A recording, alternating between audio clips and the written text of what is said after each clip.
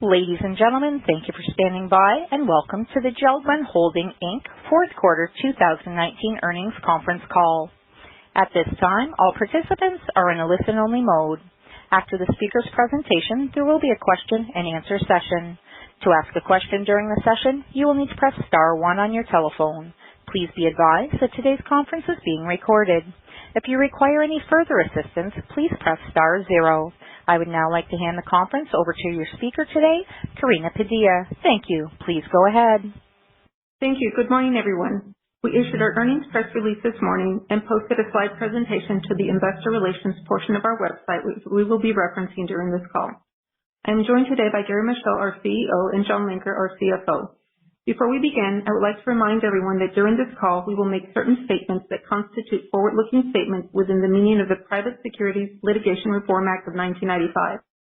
These statements are subject to a variety of risks and uncertainties, including those set forth in our earnings release and provided in our Forms 10-K and 10-Q filed with the SEC. WEN does not undertake any duty to update forward-looking statements, including the guidance we are providing with respect to certain expectations for future results or statements regarding the expected outcome of pending litigation. Additionally, during today's call, we will discuss non-GAAP measures which we believe can be useful in evaluating our performance. The presentation of this additional information should not be considered in isolation or as a substitute for results prepared in accordance with GAAP. A reconciliation of these non-GAAP measures to their most directly comparable financial measure calculated under GAAP can be found in our earnings release and in the appendix to this presentation. I would now like to turn the call over to Gary. Thanks, Karina. Good morning, everyone, and thank you for joining us. I want to begin by acknowledging our roughly 3,000 associates in Australia who for the past 8 months have courageously dealt with the devastating effects of bushfires and more recently adverse weather and flooding. I'm thankful all of our associates are safe and that our operations are largely unaffected. We're committed to supporting our employees and their affected communities. Turning to our business performance, 2019 was a pivotal year for WEN that set the foundation for continued momentum in 2020. We made significant progress on key strategic initiatives through the adoption and expansion of our business operating system, the WEN Excellence Model, or GEM, across the enterprise. We delivered favorable productivity, realized price, and deployed our rationalization and modernization program to simplify our business and contribute revenue and margin expansion over the coming periods. We introduced several new and innovative products to the market that will accelerate volume growth over the coming years. I'll highlight a few of these products showcased at the recent International Builders Show in just a few minutes. We improved service and quality levels and remained disciplined with pricing to offset inflation. We announced significant price changes in the North America door business across all channels, which take effect this month. Globally, our associates delivered net productivity savings during the year through the rigorous deployment of GEM. As part of our facility rationalization and modernization program, we started production in our Atlanta facility, which will deliver efficiency and cost improvements with significant reductions in labor and material scrap compared with legacy operations. Overall, we made excellent progress on the rationalization and modernization program, initiating projects that address approximately 1/3 of our footprint reduction target. We made significant progress advancing key priorities in 2019. We also faced headwinds that impacted our growth and profitability. From market headwinds due to reduced residential new construction demand in Australia and North America, and plant inefficiencies in a few of our North America windows facilities. I'm optimistic about the market outlook for 2020 that will help drive core revenue growth and margin expansion. This includes improving residential new home construction demand in North America and expected stabilization of residential new home construction demand in the Australia housing market. Additionally, the benefits from our rationalization and modernization program and our growing pipeline of productivity projects will contribute to margin expansion. Please turn to page 4 for a brief summary of our fourth quarter results. We delivered revenue and cash flow in line with expectations and were disappointed by our EBITDA results. We delivered year-over-year core revenue growth of approximately 1% in North America, including core revenue growth across all major product lines. We view this as an inflection point in the return to core growth. We delivered the 5th consecutive quarter of positive price cost as a result of disciplined pricing, and along with net productivity gains, Europe delivered core margin expansion for the 2nd consecutive quarter. North America Windows delivered sequential improvement during the 4th quarter, although slower than we hoped for, as the inefficiencies that impacted the 3rd quarter remained a headwind compared to prior year. Operational progress continues for North America Windows, eliminating the inefficiencies from last year, and we expect continued sequential improvement. In Australia, markets continued to soften sequentially at a greater rate than expected, resulting in less volume. I'll provide more detail on our 2020 outlook for Australia in a few minutes, but we continue to take a conservative approach to activity levels and continue to adjust our cost structure in line with current market conditions. The use of our JEM business operating system and tools is expanding across all areas of the enterprise. One particular area of focus in 2019 was operating cash flow. Improved discipline in working capital and reduced cash taxes helped drive a 65% improvement in free cash flow, despite a $17.5 million increase in capital expenditures. As you know, in lean deployments, working capital efficiency is typically a lead indicator to improved operations and quality of earnings. On page 5, I'll provide a summary of our market outlook and catalysts for 2020 earnings growth by segment. For North America, favorable fundamentals, including generally robust economic growth and employment, increasing wages, strong consumer confidence, and attractive borrowing costs, continue to support U.S. housing growth. Late in 2019, housing activity, including starts and home builder orders, improved, and we expect this to continue in 2020. We believe these same factors, further aided by modest home price appreciation, are beneficial for R&R activity as well. While residential new construction market trends improved in both the U.S. and Canada, I'm most excited about JELD-WEN specific performance drivers in 2020. We've announced and deployed significant product pricing actions within our doors and windows businesses in both retail and traditional distribution channels. We introduced several innovative products in 2019, and we are delivering additional innovation to the market in 2020, including our FiniShield vinyl laminated windows, enhanced fiberglass door offering, and Auraline composite windows, which deliver unique solutions for our customers and will contribute to core revenue and margin expansion. Finally, and perhaps most exciting, are the benefits we will deliver from our JEM and footprint modernization projects completed in 2019, and the deep pipeline of projects being executed in 2020 to further improve our operations and service capabilities and positively impact our margins. Please turn to page 6. Construction activity in Europe was mixed during the 4th quarter across channels and geographies, with strength in Central Europe, France, and the UK, largely offsetting relative weakness in Northern Europe.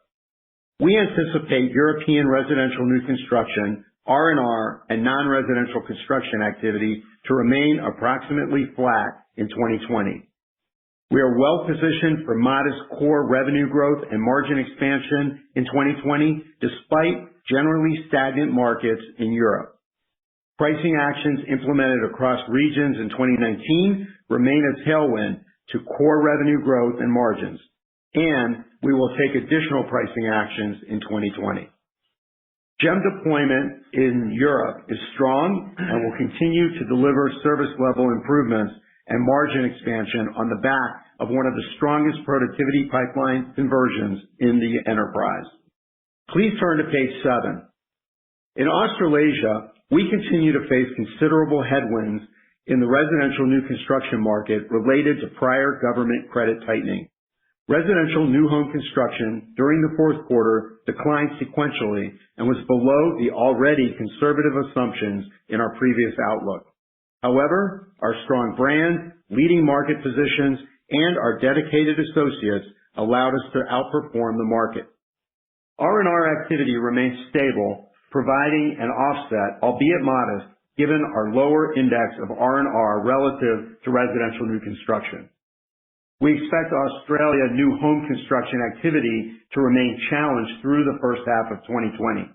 While general sentiment is starting to improve, access to funding remains a hurdle for home buyers, and conversations with our largest customers indicate that stabilization is not expected until at least the second half of 2020. Regardless of market conditions, we continue to drive productivity improvements, remain disciplined with price, and compete on product quality, assortment, and customer service. We expect to generate productivity savings in 2020 from the restructuring and footprint initiatives executed in 2019 and from efficiencies related to the startup of our new manufacturing facility in Indonesia. This and our pipeline of GEM projects will help to offset the impact of volume deleverage on margins. Please turn to page 8. Innovation in design, material composition, and manufacturing processes is a major cornerstone of our strategy to drive future revenue growth and margin expansion. I'd like to highlight several new product introductions that we're excited about. These include new aesthetic enhancements to existing JELD-WEN products and product extensions that provide customers with improved performance and selection and allows us to capture share and expand margin. The top picture shows our Moda rustic interior door, which combines a beautiful wood veneer with modern flat panel styles and translucent glass, offered in 21 innovative configurations, providing customers with complete design flexibility and control. Next, the JELD-WEN exterior fiberglass door system leverages industry-leading technology and components to deliver superior performance and aesthetics. Introduction of the complete system utilizes JELD-WEN's industry-leading door slabs with best-in-class components that offer builders and contractors proven, tested performance and an improved warranty. Great for builders, great for customers, and expands the addressable market for JELD-WEN. At the bottom of the page, JELD-WEN's Foundry Finishes series, a first-to-market proprietary finishing process that offers the look and feel of real iron with the performance and customization of our Aurora fiberglass exterior doors. These new products join our 2019 class of innovation. Products like FiniShield laminated vinyl windows and Auraline composite windows in North America continue to expand in market acceptance and growth contribution. Stay tuned as we launch more JELD-WEN innovation across our segments, expanding our customer solutions and fueling our growth. With that, I'll pass it over to John Linker to provide a detailed review of our financial results for the fourth quarter of 2019. Thanks, Gary, and good morning, everyone. I'll start on page 10. For the fourth quarter, net revenues decreased 2.1% to $1.1 billion. The decrease was driven primarily by a 2% reduction in core revenues and a 2% headwind from foreign currency, partially offset by a 2% contribution from the VPI acquisition. The decrease in core revenues was driven primarily by sequentially weaker demand conditions in Australasia, partially offset by slightly positive core revenue growth in North America.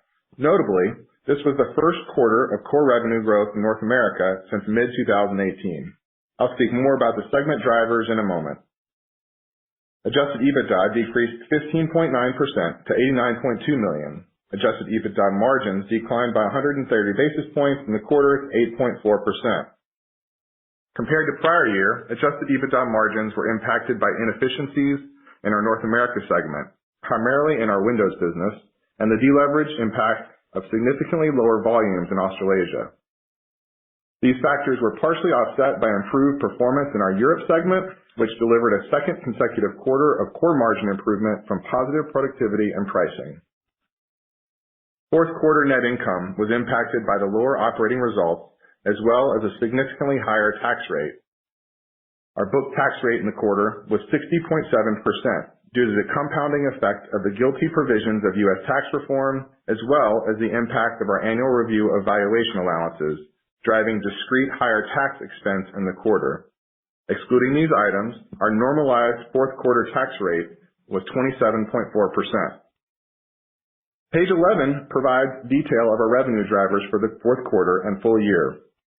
Our consolidated core revenue declined 2% in the fourth quarter, comprised of a 4% headwind from volume mix, partially offset by a price benefit of 2%. Favorable pricing in North America and Europe enabled us to deliver our fifth consecutive quarter of positive price-cost realization. The 4% volume mix headwind was primarily driven by our Australasia segment due to the sharply lower new construction demand in Australia. The impact of foreign exchange remained a headwind to revenue in the quarter, although slightly less so than the third quarter. As we look at the full year core revenue decline of 2%, pricing performed largely as expected, while volume mix headwinds were a surprise throughout 2019, given the weaker than expected demand conditions for new construction in North America and Australasia. As we move into 2020, we see the potential for improved demand conditions in both of these markets.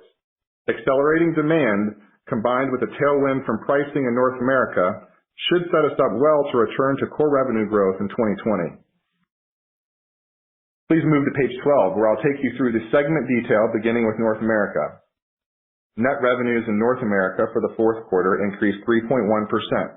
The increase in net revenues was primarily due to a 2% contribution from the acquisition of VPI and a slight increase in core revenues. North America pricing was sequentially stable from the third quarter. We implemented price increase in selected products and channels in December 2019, and given the timing, we didn't see any material benefit of that price increase in the quarter. A second round of North America price increases goes into effect this month, including both retail and traditional distribution channels, meaning that we have now deployed our 2020 price increase across all products and channels in North America. Given these actions, we should see meaningful improvement in price realization starting from the second quarter and through the rest of 2020. North America volume mix declined by 1%, comprised of lower volumes in our traditional distribution channel, partially offset by increased demand in our retail channel, as well as higher volumes in Canada. North America volume mix sequentially improved from the third quarter, and we expect to see this trend continue into 2020. We're starting to see our North America order backlog build, reflecting improving residential new construction market conditions. Adjusted EBITDA in North America decreased by 12.0% to $60.4 million. Adjusted EBITDA margins decreased 160 basis points to 9.4%. The year-over-year reduction in margins was primarily due to operating inefficiencies in our North America window business, as well as a channel mix shift towards more retail volume and less traditional distribution. Let me spend a moment on the windows performance. As a reminder, unusual ordering patterns earlier in 2019 unfavorably impacted our demand planning process and resulted in insufficient inventory levels and labor staffing to support customer demand, leading to third quarter operational inefficiencies. In our last call, we said that we'd expect to see sequential improvement in our North America windows business during the fourth quarter.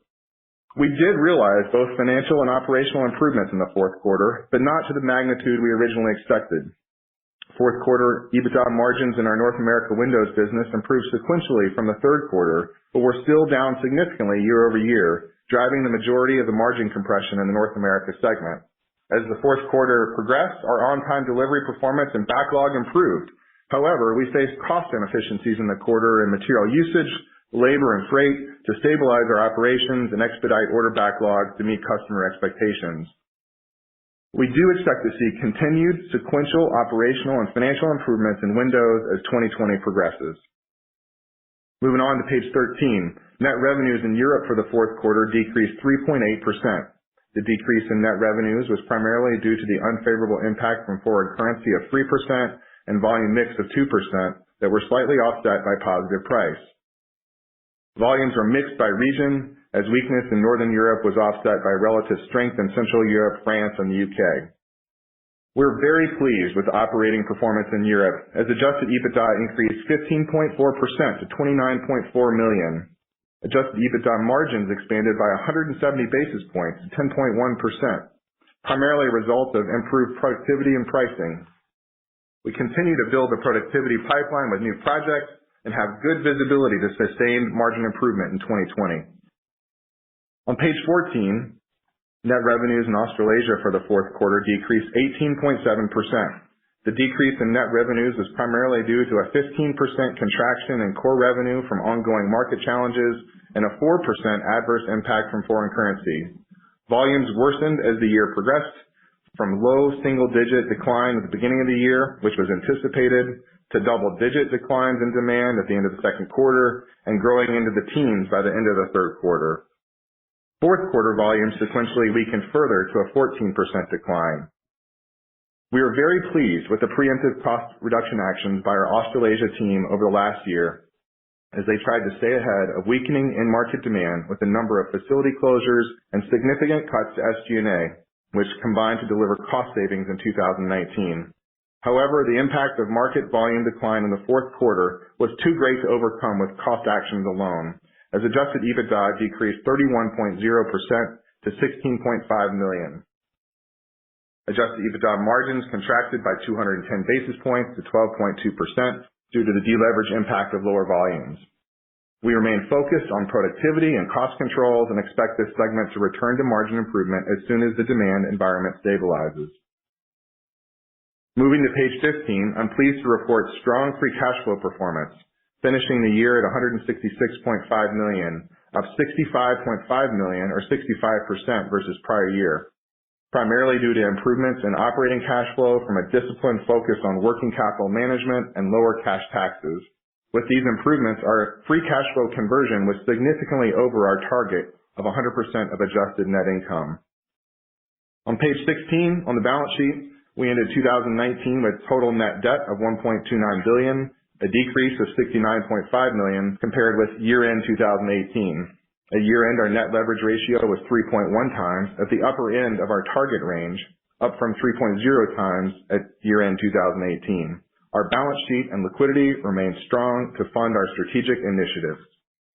Now I'll turn it back over to Gary to go through our 2020 outlook and provide closing comments. Thank you, John. Please turn to page 18 for our 2020 segment revenue expectations.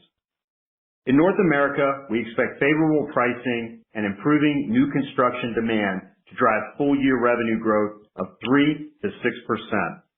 In Europe, we expect mixed demand across our end markets, netting to flat volume and delivering revenue growth of 0 to 2%. In Australasia, we expect residential new construction weakness to continue through the first half of the year with stabilization in the second half, resulting in total revenue contraction of down 4 to down 6%. Total revenue for 2020 on a consolidated basis is expected to grow between 1 and 4%.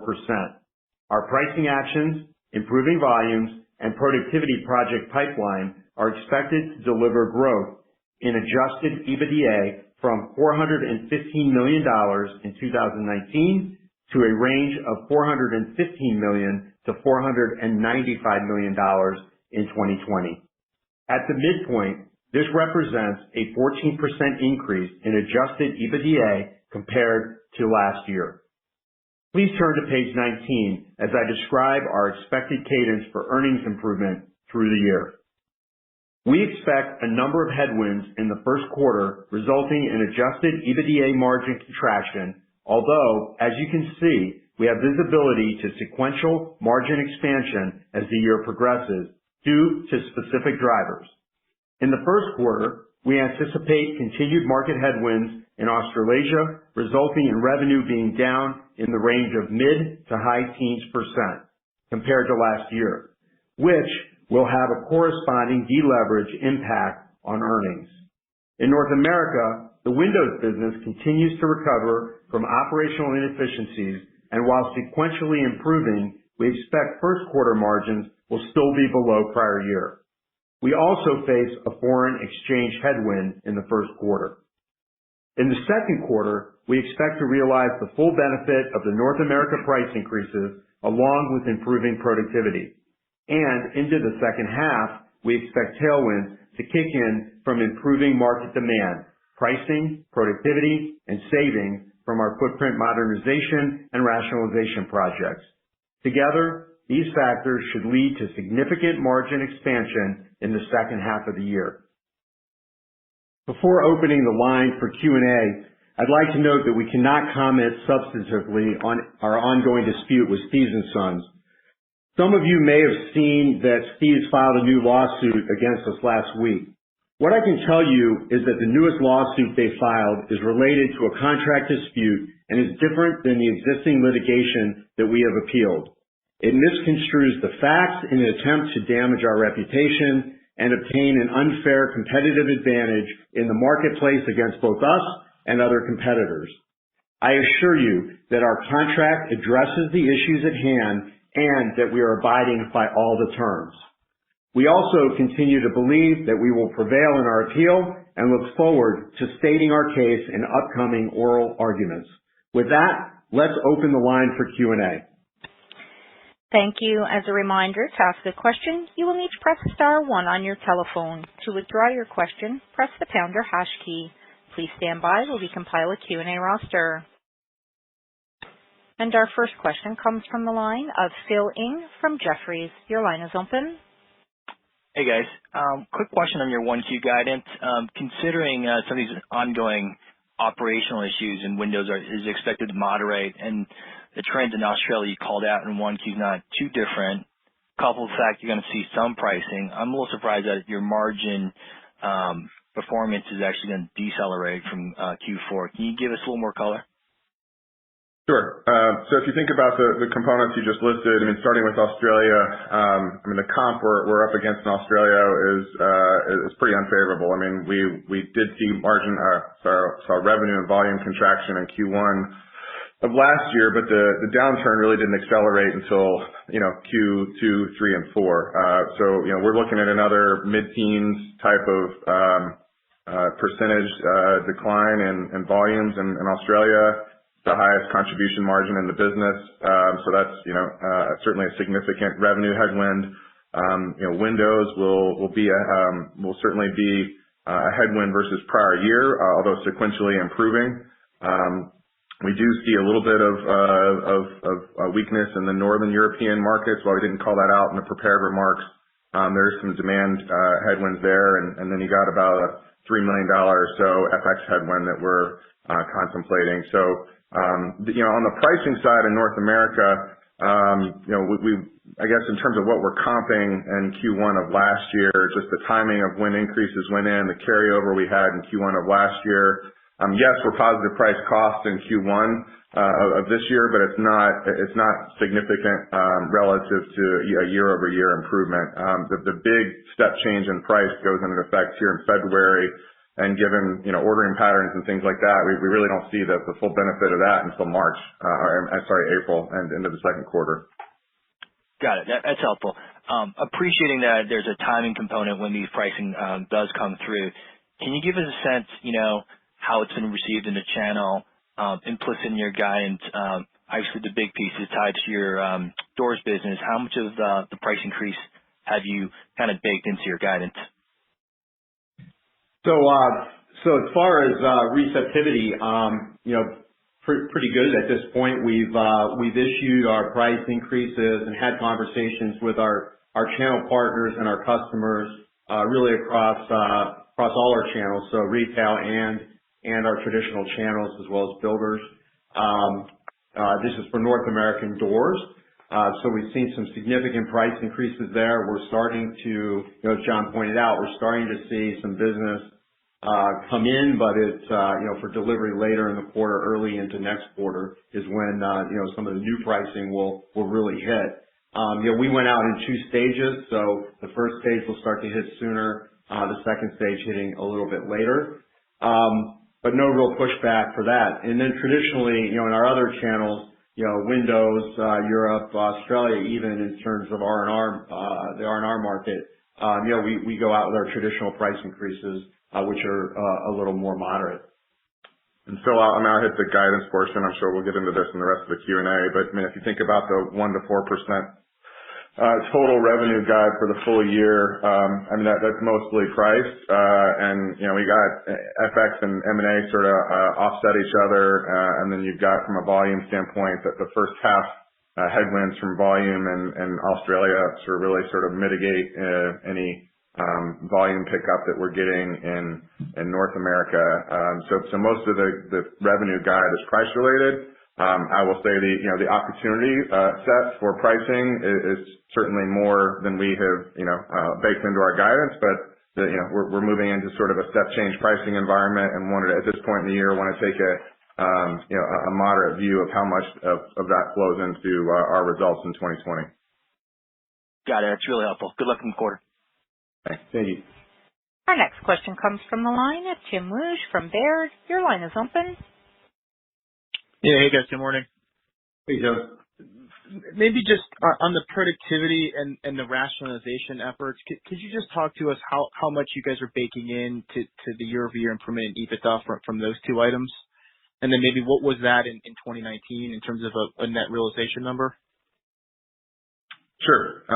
So in terms of 19, the actual realization from the footprint program ended up being around in the $5 million range.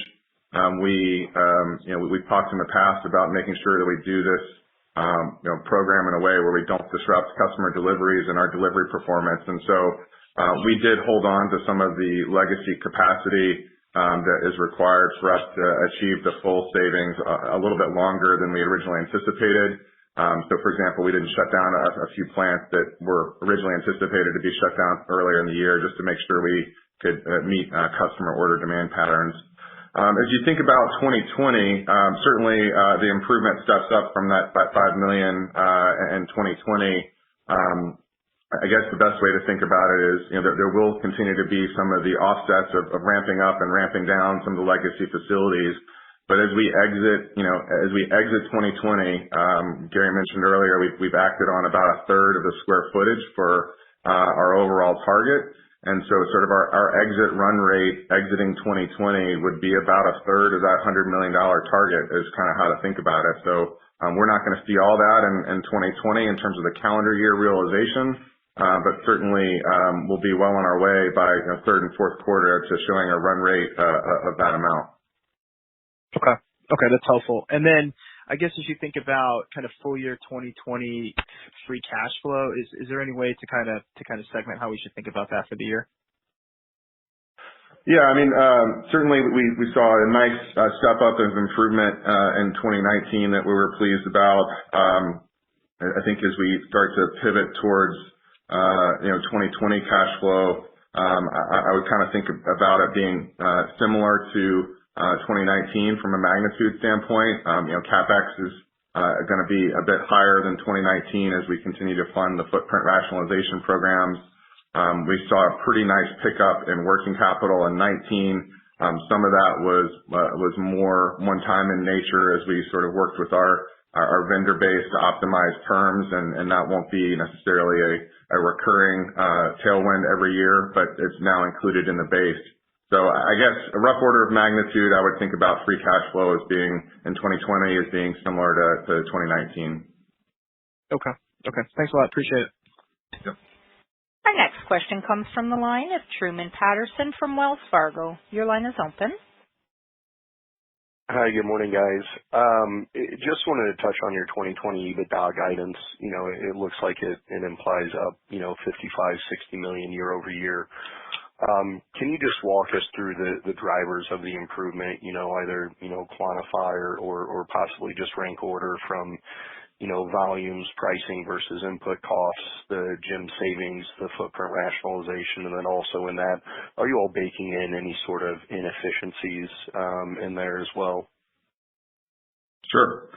So as you think about the walk that you just mentioned, I'd start off just from an EBITDA standpoint. The small contribution from the VPI acquisition, which is a carryover in Q1, that's largely offset by FX in Q1. So really the full year guidance midpoint increase that you described is really all in the core business. So from an order of magnitude standpoint, certainly price cost realization would be the largest driver. We expect to see sequential improvement in price cost realization from 2019 into 2020. Most of that coming from price. I think, inflation we expect to be largely similar to 19 on a material and freight standpoint. And then the next largest contributor would be sort of the productivity bucket, and in that I would include both our organic GEM productivity initiatives as well as the contribution from the footprint rationalization and modernization program. And then, there are some offsets from an SG&A and investment standpoint. There's some SG&A inflation, some growth investments we're making into the business that do offset some of those tailwinds to EBITDA. And then I would just think about, as I mentioned earlier, sort of the volume mix contribution as being largely neutral to EBITDA in the year. There's certainly some opportunity there if depending on how the markets pan out, but we have not baked in a significant amount of EBITDA from a volume mix standpoint. No, okay, John. And then just for clarity on that SG&A investment that was up. Could you just walk us through, I believe your corporate expense was up quite a bit in the quarter that actually led to, a portion of the EBITDA miss. Could you just walk us through what that was? Sure. So let's talk about actuals first. I mean, in the fourth quarter, SG&A was actually down year over year, down by $5 million. So what you're seeing in our segment reporting is more geographic in nature in terms of where some of the costs are realized. We had some true-ups on workers' comp and health benefits at the corporate line, and there were some offsets in the North America segment. Also embedded in that line, though, is real year-over-year compression of our FX hedging program. Q4 of 18, we had some pretty nice FX hedge gains that we didn't see recur in 2019. So I would think about the year-over-year increase that you see in the corporate line is not real increase in dollar spend. I do want to reiterate that SG&A was actually down over prior year, and that's inclusive of the fact that we had BPI in SG&A, which we didn't have in Q4 of 18. But I guess moving to the 2020 portion of your question, I mean, I'd kind of categorize the increases in 4 areas. There will be some, incentive accruals that we're planning to accrue at a higher level in 2020 that were not there given 2019's EBITDA performance. There's some true SG&A inflation, both on wage as well as insurance and things like that.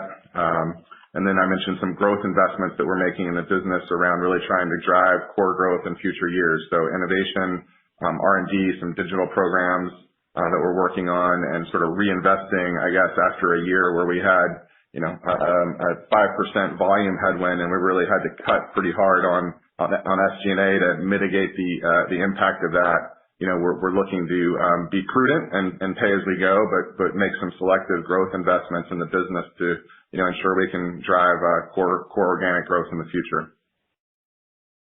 Okay, thank you all. Our next question comes from the line of Reuben Garner from the Benchmark Company. Your line is open. Thanks. Good morning, everybody. Let's see. Maybe can we dive into the North American Windows operation issues a little bit more? Can you quantify what the headwind was in Q3 from a dollar, or remind us what it was from a dollar perspective, and then what it ended up being in Q4 and what you're kind of baking into the early part of 2020, and then just going a step further, maybe could you just tell us what's kind of changed that's extended the pressures into early 2020? Why do you expect it to carry on? I didn't think that was what you had talked about a quarter ago. Thanks, guys. Sure. Well, let me hit the financial piece, and I'll hand it to Gary to talk about the improvements that we're seeing. Q3, I believe, was the first part of your question. I mean, at that point, Windows was about a $10 million or so headwind to prior year from an operational inefficiency standpoint. Q4 was slightly less than that. We did see over 100 basis points of margin improvement sequentially from Q3 to Q4 in North America Windows, but we were still down, close to 500 basis points year over year in Windows in Q4. And so, relative to what we had guided to, we certainly anticipated, a headwind in Q4, but we did not anticipate, the full amount that we ended up realizing. So I guess relative to sort of the midpoint of the guidance we gave back in October, and what we ended up delivering, I would attribute about, $3 to $4 million, $4 million of kind of the miss to the midpoint of our guidance being attributed to not getting back in Windows to where we wanted to be. But I'll let Gary comment more on the operational side. Yeah, so as John mentioned, we sequentially improved in the Windows business from third quarter to fourth quarter, largely in part to the deployment and redeployment of our GEM tools. As we looked at exiting Q3 into Q4, we had a significant backlog to work down. We worked on the efficiency of our plants and productivity of our plants, getting our on-time delivery out of those plants reset to a level that was acceptable in the channels and to our customers. We've also had significant conversations and working on planning with our North America Windows customers, so we understand what the demand curve looks like, or what their requirements will be, and we've been able to match our supply to that demand equation. So a little slower, maybe flying out of it, but we are seeing sequential improvement. We're seeing good performance out of the affected plants, and with no resets set for 2020, and the very, very close tie out with our customers on demand, we feel pretty good about continuing the sequential improvement of the business, and that we should see a pretty steady on-time performance out of North America Windows. Okay, great. That's very helpful. And quick follow-up. So you talked about some of the SG&A puts and takes, or mostly takes, going into 2020. Is it fair to say that the vast majority of your targeted margin expansion is going to come on the gross line this year? Yes. Yeah, I think that's fair. Okay, great. Thank you, guys. Yep. Our next question comes from the line of Matthew Bouley from Barclays. Your line is open. Good morning. Thank you for taking my questions. So, John, you mentioned that you're taking a more conservative approach to layering in the pricing improvement in North America within your guide. And please clarify that statement if I'm wrong there. But can you provide a little color on what's actually embedded in the 3 to 6% growth in North America on the pricing side, and I guess kind of what the assumption is around the realization of pricing? Thank you. Sure. So you're right. I mean, we've given the timing of when this call is and when the pricing is going into effect. I mean, we have implemented and deployed the pricing at this point in North America across all of our channels. It is effective in February this month. But in terms of what we'll actually start realizing and ensuring that we're seeing that flow through to the bottom line, a lot of that's not going to come until the second quarter. So we've taken, at this point in the year, what we believe is, a bit of a conservative approach to embedding in our outlook, what may actually transpire from a pricing standpoint. I mentioned before, that the opportunity set for what we could realize in pricing is certainly greater than what we've embedded in the guide. But, given uncertainty around how market dynamics are going to pan out over the next 10 months, we wanted to be conservative. But to answer your specific question, on the 3 to 6% guide for North America, that's primarily, a rough order of magnitude. That would be about a point of volume mix, and then the rest of that would be sort of pricing related. Okay, that's perfect. Thank you for that detail. And then, I guess sticking with North America, and you kind of highlight some of the drivers of North America margins in 2020. I noticed you didn't really discuss the channel mix. I guess just what does this improvement on the new residential side mean for channel mix between distribution and retail, and how should we think about that mix impact on margins, assuming that distribution might see a stronger uptick in 2020? Thank you. So yeah, we like, we obviously like the movement in residential new construction. We think that will, what we saw late in last year and certainly coming into this year will play well for our forward orders. We're starting to see some activity there, and that'll play out over really the next several quarters of the year, and we believe that will certainly favor our traditional channel. Likewise, R&R remains pretty stable. So the retail channels continue to plug along there. As we said earlier, we are getting price in all those channels for North American doors. We're well positioned with our recoveries in our factories for North American windows, so we feel that we can take on the new business in both of those areas, when it comes. And we have the opportunity as well with the work that we talked about last year on our customer segmentation, where to make sure that we're focusing particularly in the traditional channels, with customers and channel partners that take our entire product line, and that we feel that we can grow with, that will grow along with the residential new construction piece of the business, but also will position all of our products, so we look at whole home packages and complete solutions. So we're pretty excited with the market dynamics in North America that we expect to play out, over the next several quarters. Okay, appreciate the color. Thank you. Our next question comes from the line of Mike Dahl from RBC Capital Markets. Your line is open. Morning. Thanks for taking my questions. Just wanted to follow up on the comments around North America and specifically the volume environment.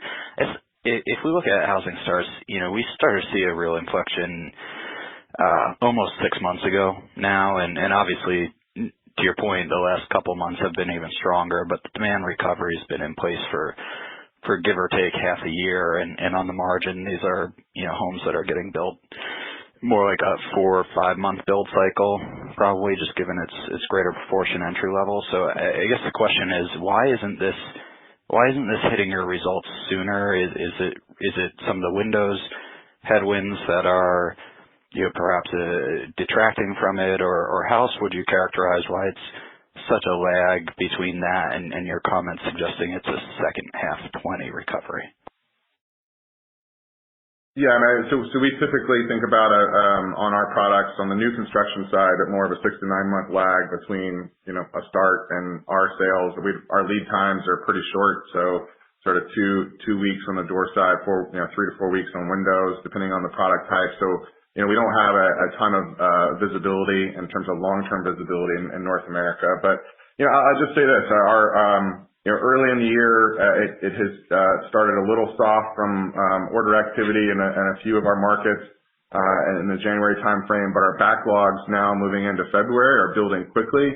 We're starting to see some nice backlog improvement across all of our product lines in North America. So we are starting to see that signs of recovery. I just say, coming off of a year of a 5% volume headwind to revenue in North America, you're just hearing us be a little bit conservative in terms of what we're actually embedding in our outlook for volume.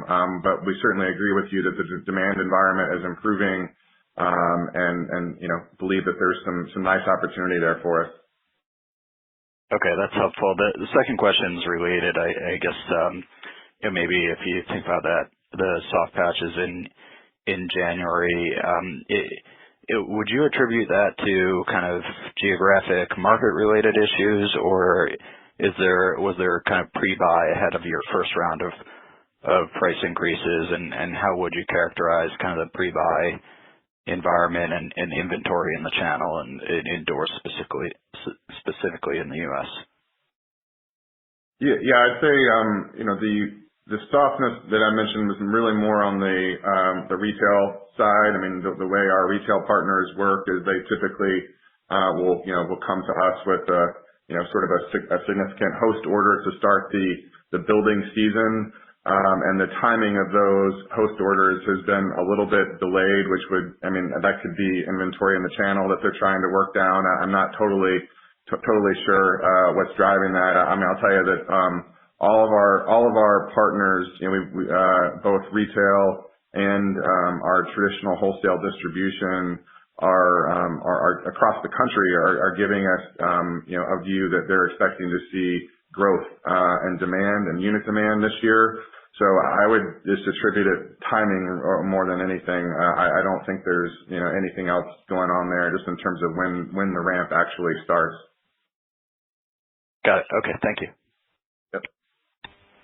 And our next question comes from the line of Susan McClary from Goldman Sachs. Your line is open. Thank you. Good morning. Morning. Hey.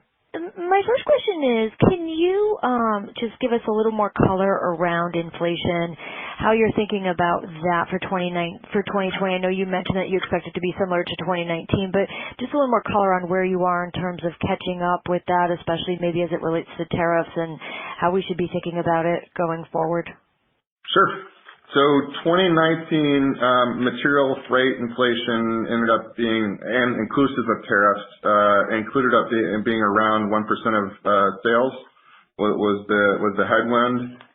As we look to 2020, we see a similar 1% of sales sort of view. That's coming primarily out of glass and vinyl in North America, and then in Europe, logs and lumber are inflationary. We also embedded in that 1% for 2020 would be about a $10 million headwind from tariffs and related to China. So I would just say right now the inflation environment is predictable. We do have some categories that are deflationary. It's not all bad guys. There's definitely some areas where we're making some nice progress. But I think that the best way to characterize it is it's stable versus prior year. We can plan for it. We can embed it into our pricing strategy for the full year. Okay, that's helpful. And Gary, in your prepared remarks, you mentioned that you've got a growing pipeline of some productivity initiatives around GEM and some of the cost improvements that you're making. Can you just give us a little more color on that? How is it evolving, and how should we think about that coming through this year? Sure. Well, typically when we talk about our productivity when we get on these calls, we've talked a lot about kind of the bigger refresh or modernization and rationalization programs. So as we start working through those, obviously those are contributing.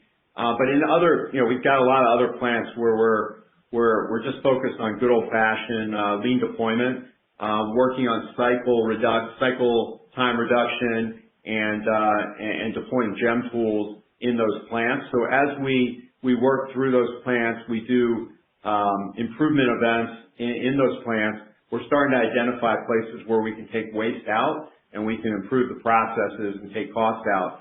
So in each one of our segments, we've been driving towards improved pipelines for productivity programs like those, and we have been transforming those plants and those operations to do that. So as we built through last year, the pipeline certainly increased. We started to execute and realize benefits from those productivity projects. Coming into 2020, the pipeline is much stronger. It's kind of right in front of us. We get a little bit of benefit, obviously, from programs that were deployed in 2019, and then we'll continue to deploy those throughout the year and get the benefits from them as well. So cycle time reduction, obviously material cost improvements, but really deploying GEM more broadly across the organization. Okay, and so then just as a quick follow-up to that, with the improvement in working capital that you saw in 2019, and I know you mentioned that you are working with your suppliers and got some benefits from that, should we expect a similar level coming through in 2020 or kind of further improvements as some of these cycle times and material improvements come through?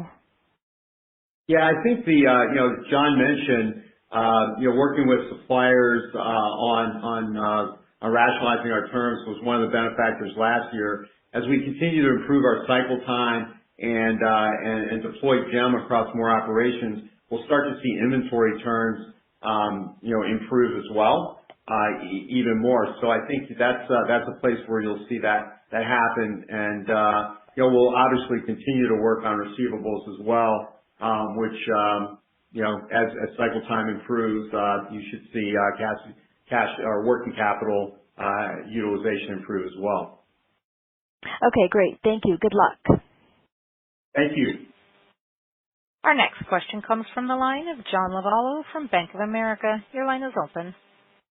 Hey, guys. Thank you for fitting me in here.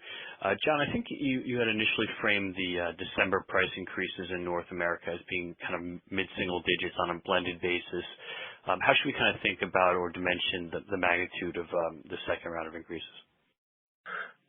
Yes, and just to clarify, I mean, that was selected in the December round of price increases in North America. That was selected product lines just within our traditional distribution channel, no impact on our retail channel.